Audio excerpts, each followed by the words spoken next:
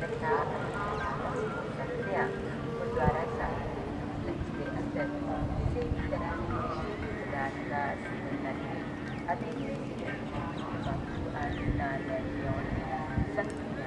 बड़ा ਵੱਡਾ राजनीतिक उलट पुलट हुई है। नीतीश कुमार ने वीर जी प्लीज वीर जी नहीं कर प्लीज प्लीज आ दो रास्ता वीर जी प्लीज वीर जी आ दे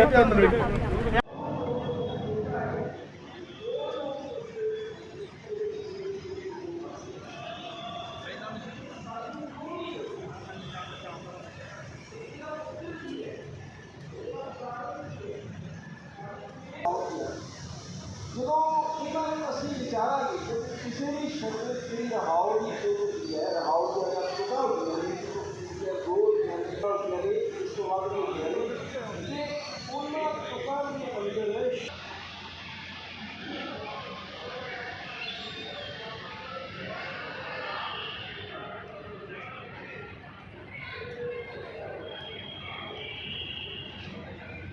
राज कायम किया जिन्हों साडे घर दे भेतियां ने बर्बाद कर दिता। गुरु के पावन पवित्र दरबार विच बहुत ही सतगुरु महाराज जी के पावन पवित्र